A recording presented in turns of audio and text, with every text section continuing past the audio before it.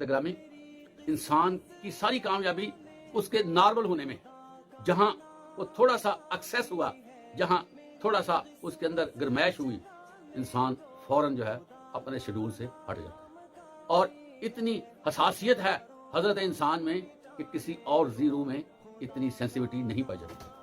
हजरत ग्रामी, आप सल्लल्लाहु अलैहि वसल्लम भी अहले ईमान से ये तवक्को रखते हैं कि वो बड़ी बैलेंस्ड लाइफ गुजारे ताकि कामयाबियां समेटते रहें।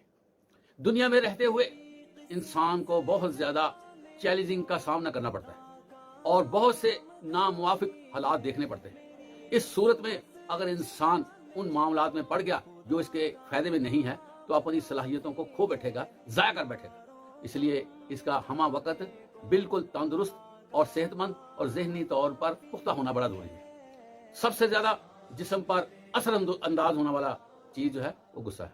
इसलिए आप सल्लल्लाहु अलैहि वसल्लम ने भी गुस्से को कंडेम्ड किया है। गुस्से के बारे में बहुत सी चीजें आपने फरमाई। एक दफा एक बंदा आप सल्लल्लाहु अलैहि वसल्लम की खिदमत में हाजिर हुआ और ये अर्ज करने लगा, या रसूलुल्लाह सल्लल्लाहु अलैहि वसल्लम, मुझे नसीहत कीजिए। आप फरमाते हैं, ला तग़ज़ब, गुस्सा ना कर। वो शख्स अपनी बात को रिपीट करने लगा, फरद्ददा मिरारन, बार बार वो कहने लगा, या रसूलुल्लाह मुझे नसीहत कीजिए। हर बार के कहने पर अल्लाह के नबी फरमाते हैं, ला तग़ज़ब, गुस्सा ना कर, ला तग़ज़ब, गुस्सा ना कर।